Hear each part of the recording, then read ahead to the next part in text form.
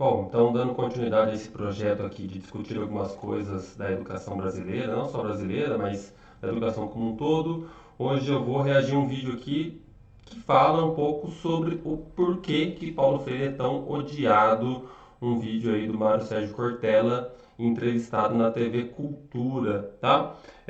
Lembro vocês antes que esse é um projeto que eu pretendo dar continuidade com mais frequência, então para isso eu preciso do apoio de vocês. Então, quem quiser me apoiar, existe uma ferramenta que chama o Apoia-se. Eu já tenho um apoiador, ó, que beleza. Então, existe uma ferramenta que chama Apoia-se. É só você procurar no Google, apoia-se barra Diego Secato, meu nome. Ou você também pode contribuir com o Pix, é o diegosecato@gmail.com. Eu vou deixar tudo na descrição do vídeo, para caso aqueles que queiram apoiar, tá? Mas vamos lá, vamos ao vídeo. Mário Sérgio Cortella sendo entrevistado no programa da TV Cultura e dizendo o porquê Paulo Freire é tão odiado. Eu vou tentar aproveitar esse vídeo para trazer algumas das questões em relação ao Paulo Freire. Fiz meu dever de casa aqui, estou com algumas anotações aqui comigo. Então, bora lá, vamos ver por que Paulo Freire é tão odiado. Paulo Freire tem uma obra tão vasta, provavelmente um dos pensadores brasileiros mais conhecidos e renomados em todo o mundo. Bom, já paro o vídeo para fazer um comentário aqui já, né, pessoal? O Paulo Freire, ele é autor de 25 livros e ele é o terceiro autor da área de humanidades mais citado do planeta Terra. Não é que ele é o terceiro mais citado do Brasil, ele é o terceiro mais citado do planeta Terra. Pedagogia do Oprimido, que é a principal obra do Paulo Freire, tem 75 mil citações no Google Scholar. Tem mais citações que o Foucault. Quem é um pouco da área de humanidade sabe a importância que o Foucault tem para a obra aí de entendimento da sociedade. Paulo Freire tem mais citações no Google Scholar. Pedagogia do Oprimido, sozinha, tem mais citações que o Foucault. Isso só para vocês terem uma dimensão da obra do Paulo Freire. Significa que a obra dele é boa? Significa que a obra dele é ruim? Isso não está em pauta agora, mas a obra dele sem dúvida é relevante. Então vamos continuar aqui com o nosso amigo.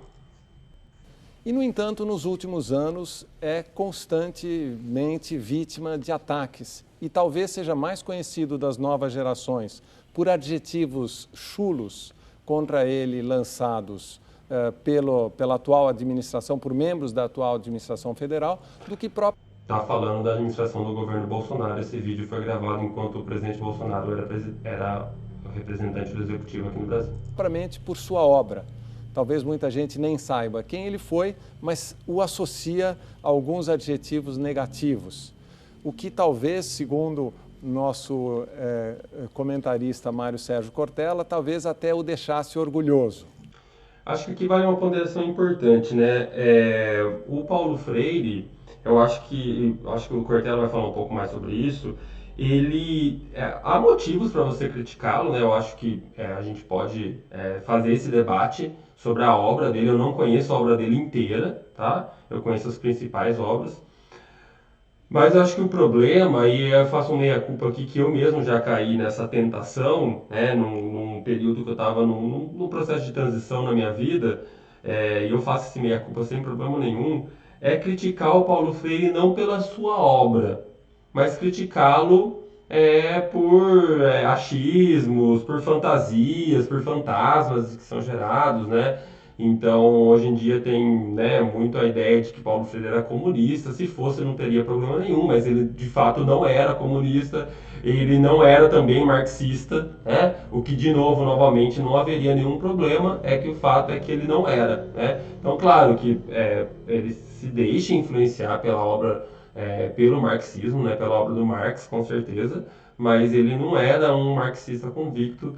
Então, acho que atacar o Paulo Freire, e assim, eu falo sem vergonha nenhuma, tinha um texto publicado no jornal, na coluna do Jornal Imparcial Online aqui na cidade, no qual eu criticava o Paulo Freire, e embora eu tenha tentado fazer uma crítica mais sobre a sua obra, mesmo assim, na ocasião foi uma crítica muito rasteira, né?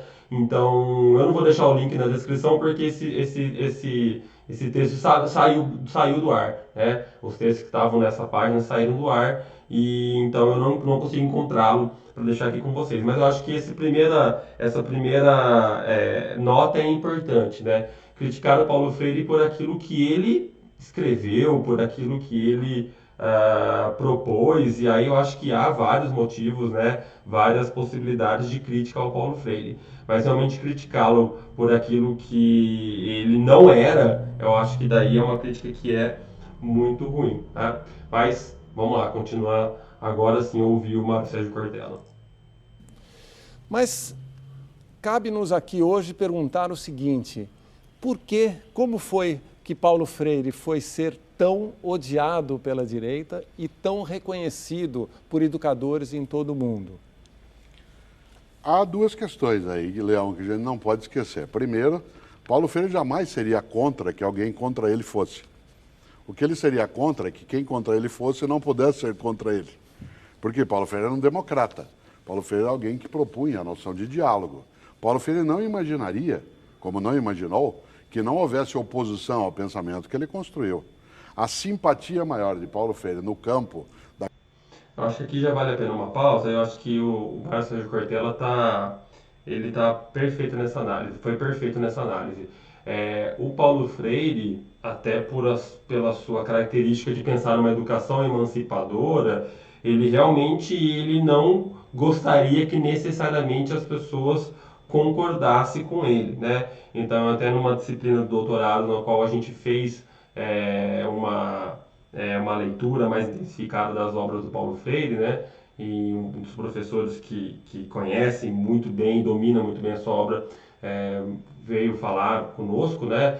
E aí um dos alunos, num determinado momento, ergueu a mão e ele perguntou, olha, quando o professor falava da ideia de que Paulo Freire pensava de que cada um tinha que ter seu pensamento, tinha que se libertar, não deveria ficar preso ao pensamento do professor, e um aluno levanta a mão e pergunta assim para o professor, professor, mas então se um aluno do Paulo Freire viesse se tornar um liberal, pelo Paulo Freire tudo bem? E o professor respondeu sim, pelo Paulo Freire tudo bem. É que o Paulo Freire acreditava que uma vez que esse estudante pensasse por conta própria, tivesse as suas próprias representações da realidade, fosse autônomo, ele talvez não teria consigo um pensamento liberal. Mas sim, Paulo Freire com certeza não teria objeção e não se oporia a um estudante ter um pensamento diferente do dele. Eu acho que talvez o Cortella deixe escapar aqui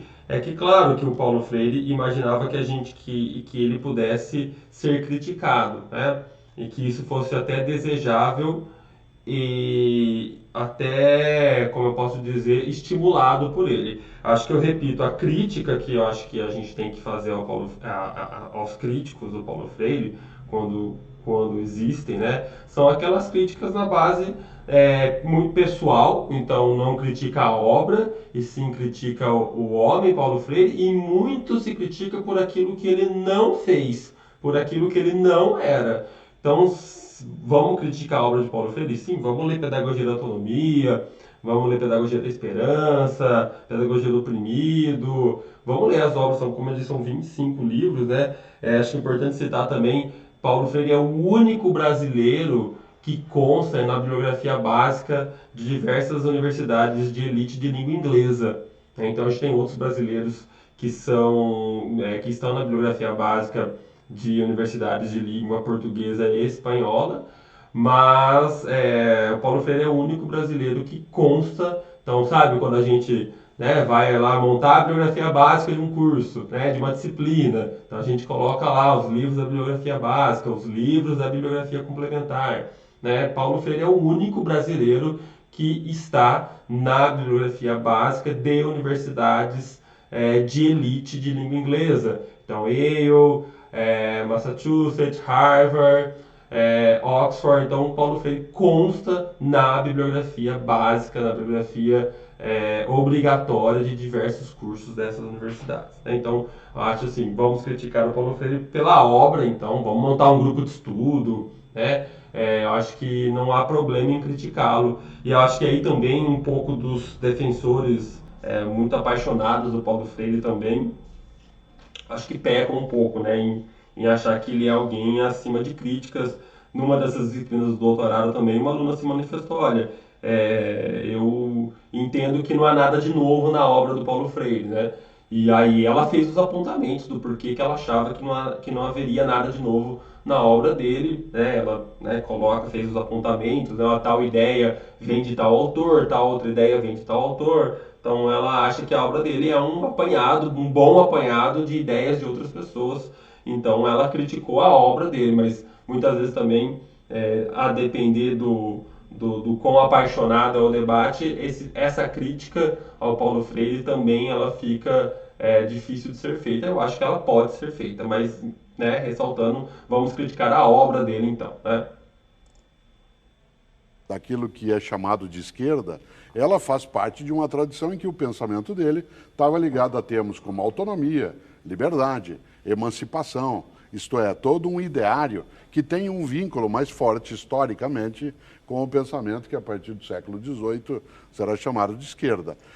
Então, acho que aqui tem umas questões interessantes, né? Por que que Paulo Freire é tão odiado? Eu acho que, assim, para além dos fantasmas, né? Que aí eu acho que são pessoas que talvez não tenham tanto esclarecimento, que acabam caindo nesses fantasmas, do Paulo Freire comunista e coisas do tipo. Agora, pensando naqueles que coordenadamente, que de maneira consciente e de maneira pensada fazem toda essa crítica em cima do Paulo Freire e o odeiam tanto, né? O odeia tanto. Eu acho que tá muito em jogo essa questão que o Mário Sérgio Cortella falou e que eu já falei um pouco no meu último vídeo do Manuel Castells, né? Então, Paulo Freire ele vai trabalhar muito com o entendimento da autonomia, né? O desenvolvimento da autonomia no estudante. Então, claro que as classes dominantes elas vão se irritar com aquilo que o Paulo Freire propõe. Porque a gente viu no vídeo do Manuel Castells, né, quem não viu, eu vou deixar o link na descrição desse vídeo também, a gente viu que a escola é um ambiente de aprendizagem, mas também é um ambiente de propagação da cultura e dos valores da classe dominante. Então não se enganem, quando um currículo é montado, quando um currículo é planejado, toda escola tem um projeto político-pedagógico, não é verdade? De fato, esse projeto é político. Esse PPC, ele é elaborado por quem? Ele é elaborado pelos pais, pela comunidade escolar, pelos estudantes, por todos os professores? Ou é um grupo de pessoas que elabora esse PPC? Aqui está falando alguém que já ajudou a elaborar diversos PPCs. Né? E a gente não tem essa participação tão ativa de todos os atores do processo nesse PPC. Então esse PPC ele atende a interesses, ou ele atende a interesses da instituição, ou ele atende a interesses de outras pessoas que muitas vezes estão fazendo parte da elaboração desse PPC. Esse PPC dificilmente vai atender a interesses daqueles que não estão participando da elaboração do PPC. Então, Paulo Freire, ele coloca isso em pauta. Olha, a gente tem que entender que tudo que a gente aprende na escola tem um objetivo, não só de aprendizagem, mas tem interesses. Né? Então, ele coloca isso para ser questionado. Por que eu estou aprendendo o conteúdo A e não o conteúdo B? Né? Por que eu estou aprendendo a história europeia, né, e não a história africana? Então, ele propõe esse jogo de autonomia, de emancipação, e claro que a classe dominante não vai querer que isso seja colocado em jogo, né, que isso seja colocado em discussão. Então, acho que aí vem um pouco do porquê, um dos motivos que eu acho que é muito forte nesse combate ao Paulo Freire, né? Porque ele realmente incentiva o método paulo freiriano, que eu pretendo falar daqui a pouco, ele propõe então essa contestação da realidade, né? O Paulo Freire ele vai dizer que a realidade ela não é. A realidade ela é construída, ela não é um dado da realidade como muitos querem que a gente acredita. Então, eu ouço muito esse argumento, a desigualdade sempre existiu, a pobreza sempre existiu, é assim mesmo. Não, não é assim mesmo. A pobreza ela é resultado de uma construção social, de uma construção histórica, né? Não precisa, a gente tem que ter a capacidade, galera, de sonhar um pouco mais. Então, a gente precisa sonhar sim com uma sociedade na qual não haja pobreza, na qual não haja desigualdade. E aí eu estou falando de desigualdade, eu sei que as pessoas são diferentes antes que alguém fale sobre isso, né? Mas que não haja desigualdade ao ponto de alguém ser bilionário e a outra pessoa não ter o que comer na hora do almoço, né? Então, Paulo Freire vai colocar essas questões. Olha, a realidade ela não é assim, a realidade ela é construída, né? Então, e ele propõe no método dele uma mudança de realidade, a gente vai ver daqui a pouco, mas vou deixar o Mário Sérgio Cortella falar mais um pouco. A reação, né, ao pensamento de Freire, ela não se dá apenas por pessoas no campo reacionário ou até conservador. Ela se dá também, né, em outros campos. O Sérgio Haddad conhece bem essa mescla e poderá falar sobre ela, mas Paulo Freire é identificado como sendo um ideólogo, né, do pensamento da esquerda, portanto, de um pensamento que a direita, no sentido político, ela recusa, e isso faz com que haja uma demonização de uma parte do pensamento dele, evidentemente. Então, aqui eu acho que eu vou um pouco discordar do Mário Sérgio Cortella, vou concordar discordando. Eu concordo com ele que a crítica ao Paulo Freire não se dá só à direita, né? Então, como eu disse, né, existem críticas à esquerda. E aí eu entendo assim, que eu acho que a crítica ao Paulo Freire, é claro que se ele é alguém que é mais identificado aos movimentos de esquerda, à política da esquerda, seria natural de que movimentos à direita, ou espectro político à direita, o criticasse, isso é do jogo. Mas eu acho que o problema, eu insisto nisso, o problema é que a crítica ao Paulo Freire, que vem de setores da sociedade, é porque ele propõe uma emancipação. Não é uma crítica de que, olha, essa pedagogia não funciona, essa forma de alfabetização não funciona, o método é falho. Não, a crítica não é essa. A crítica é uma crítica por medo daquilo que ele propõe, né? Que é a emancipação dos jovens, emancipação dos estudantes, emancipação da classe trabalhadora. Então eu acho que não é simplesmente uma crítica porque estamos em espectros ideológicos diferentes, e aí eu não critico, aí eu não concordo com a forma, eu não concordo com esse conceito. Não, acho que não é isso, né? Eu acho que é uma crítica que é feita porque ele propõe uma autonomia, é uma autonomia genuína. Né? Mas bora lá. Ele não estranharia, repito, que houvesse nos tempos contemporâneos, agora, né, alguma recusa à concepção. Aliás, se vivo estivesse, talvez ele dissesse, bom, foi para isso que eu escrevi algumas coisas, foi para isso que eu discuti outras, foi para isso que eu sugeri outras, não para gerar unanimidade, porque, dizia ele, educação tem lado. Isto é, não dá para fazer uma educação neutramente colocada, como se ela não estivesse numa sociedade com interesses diversos. Se a educação tem lado, e o lado que ele sempre defendeu era o lado da ideia de humanidade, né, da igualdade, da fraternidade, se ela tem lado, quem tem algum tipo de antipatia com o lado, né, que ele coloca, sem dúvida, por ele teria, como tem, né, antipatia. Sem dúvida, pessoal, acho que aqui é importantíssimo a gente resgatar essa ideia do Paulo Freire, né? De a gente saber o seguinte: educação não é neutra, né? Não existe neutralidade na educação. Sem dúvida, acho que o Mário Sérgio Cortella está corretíssimo em relação a isso, né? Então, o Paulo Freire ele vai dizer isso, e aí eu colocaria ali um adendo a mais, né? Não existe neutralidade, pessoal, né? A educação não é neutra, assim como qualquer opinião que se faça não é neutra. A gente sempre parte de uma perspectiva, mesmo que a gente não perceba, tá? Porque você pode dizer, olha, não, eu estou sendo neutro. Você, às vezes, pode achar que está sendo neutro, né? Mas essa neutralidade que muitos querem, esse tecnicismo, né? Não, então vamos ver o que é técnico, o que funciona.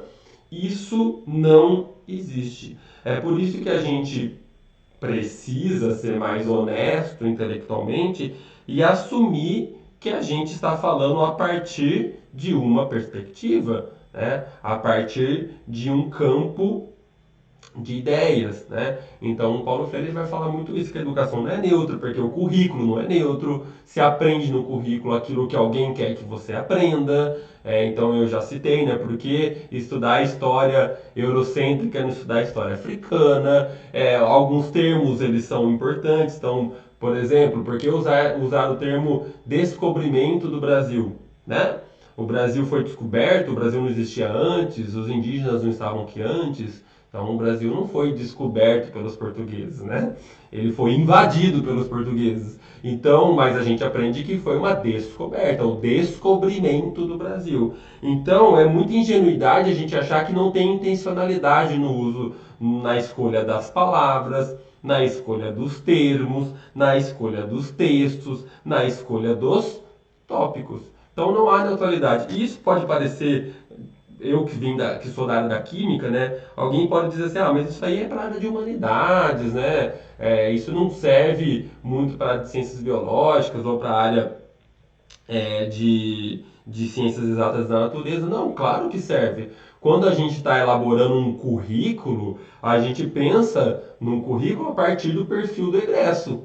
Então, qual o perfil do egresso, ou seja, do estudante que vai se formar, qual o perfil que eu quero que esse estudante tenha. A partir do perfil do egresso, que a gente vai montar, então, os conteúdos curriculares, as competências e habilidades. Ora, então, não é neutro. Se eu desejo formar um determinado tipo de egresso e escolho os conteúdos, mesmo da área de ciências exatas, escolho os conteúdos, escolho quais são as competências e habilidades que eu vou trabalhar a partir de um perfil, então isso não é neutro. Porque se fosse outro perfil, seriam outros conteúdos e outras habilidades, né? Então, acho que isso é algo que a gente tem que deixar claro quando a gente está pensando aí em interesse daquilo que é estudado, né? E falando um pouco, né, pessoal, sobre o método freiriano, né? Então, acho que isso é uma crítica que é importante, que muita gente faz. Eu já fiz de maneira mais contundente, faço menos hoje, mas eu acho que uma crítica que ela é válida de ser feita é que é o seguinte, né? O método Paulo Freireano, ele não é um método de uma receita de bolo, ele não é um método com um passo a passo muito bem definido, e isso pode, então, causar muitos tipos, muita interpretação em cima daquilo que é o método dele em si, né? Então, acho que a gente quer hoje soluções muito prontas à educação. Eu já fui mais alguém voltado para essa linha. Hoje eu entendo que não, eu entendo que realmente a gente precisa conhecer, não existe receita pronta, porque a gente precisa conhecer o meio, a gente precisa conhecer as pessoas para então propor uma solução junto com essas pessoas, né? Então eu entendo que a obra freiriana ela vai nesse sentido de que não tem como ter uma receita pronta, não tem como importar receitas prontas, porque as realidades são diferentes, né? Então, mas essa crítica existe sobre o método freiriano, de ser algo muito, muito aberto, mas de qualquer forma, quais são esse método, né, essa ideia do método Paulo Freiriano? É um método que eu resumiria ele de maneira, né, bem sintética em 3 movimentos, né? Então, num primeiro movimento, o professor com os estudantes vai propor, né, vai se abrir para descobrir aquilo que os estudantes já sabem sobre um determinado assunto, né? Então, como que as pessoas leem o mundo, leem aquele tópico específico que você quer trabalhar, né? Isso não precisa ser de novo, né? Eu vou tentar sempre fazer essa jogada entre a área de humanidades, que tem a ver muito com o meu doutorado e com a minha atuação, com a área de ciências exatas, que é a minha área base, né? Então, muita gente da área de ciências exatas tem essa dificuldade porque acha, não, isso não dá para fazer com química, com física. Não dá. O que seus alunos já sabem sobre o átomo? O que seus alunos já sabem sobre o desenvolvimento atômico? Muita gente tem a ideia de que a ciência exata ela é estática, né? E não é verdade.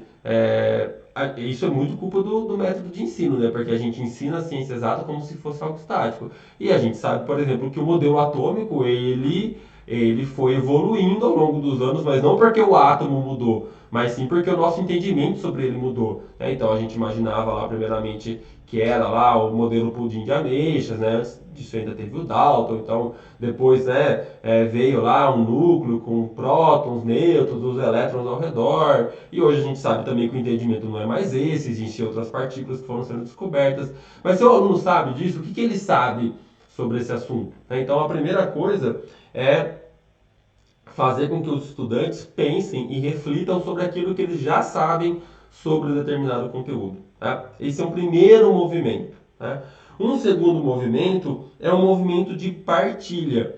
Então, os estudantes eles vão partilhar aquilo que eles sabem. Então, pode ser uma plenária, pode chamar algumas pessoas para falar sobre, alguns estudantes para falar aquilo que eles já sabem sobre o assunto. E aí o professor tem que ter um esforço genuíno para promover uma sala aberta e ele mesmo estar aberto para entender por que aquela pessoa enxerga aquele assunto daquela forma. O que aquela pessoa sabe, o que aquela pessoa viveu que faz com que ela entenda aquele assunto de uma maneira diferente da sua. Ou quais são os interesses que aquela pessoa tem para escolher determinadas palavras sobre um assunto que são diferentes da sua. Então, é realmente esse segundo movimento é um movimento de partilha e de empatia, de você tentar, não sei se colocar no lugar do outro, mas entender por que o outro pensa daquela forma que ele está se colocando. Por isso, também, o método paulo freireano é um método de diálogo, um método que tenta fazer com que pessoas e visões diferentes sejam compartilhadas. Tá? E um terceiro movimento dessa educação paulo-freireana, e aí eu acho que sim, é o movimento pelo qual ele é mais odiado, né? É o movimento de reconstrução do mundo, de reconstrução da realidade. Então, ok, a partir daquilo que vocês já sabem, a partir daquilo que foi partilhado entre nós, como que a gente pode utilizar tudo isso para reconstruir a sociedade, para reconstruir o mundo, para reconstruir a sala de aula, para reconstruir o currículo, seja lá o que for. Então, a educação freiriana é uma educação também de ação, né? Então, eu acho que essa reconstrução da realidade que o Paulo Freire propõe é algo que causa tanto medo em determinados grupos, porque são grupos que não querem mudar o status quo, né? Querem que tudo fique como está. E o Paulo Freire, ele propõe, então, que a gente tenha mudanças ali na realidade, tá? Acho que é isso. Tinha mais coisas para falar aqui do Paulo Freire, mas não quero que o vídeo fique muito longo. A gente pode pensar em fazer um clube de leitura do Paulo Freire, talvez eu trazer aqui alguns fragmentos da obra dele para discutir com vocês. Se alguém achar essa ideia bacana, coloca aí no chat. Lembrando que eu estou fazendo gravações quinzenais, né? Então eu quero que isso mude um momento para gravações semanais, mas por enquanto eu não consigo, né? Lembrando que eu que escolho o vídeo, eu que gravo, eu que edito. Então, assim, vocês já vão me ajudar bastante se vocês deixarem no comentário um vídeo que vocês queiram que eu reaja, que eu comente, que daí eu já não vou precisar ter essa procura de qual vídeo eu vou reagir. Então deixe no comentário se você gostou, se você achou legal, o que você acha da obra do Paulo Freire, o que você acha dos motivos pelos quais ele é tão combatido. Se você não gosta do Paulo Freire, se você o combate, me explique o porquê, que eu vou tentar te entender também. E deixe sugestões de vídeos para eu reagir no futuro, ok? Um abraço, pessoal, ficamos por aqui e até a próxima.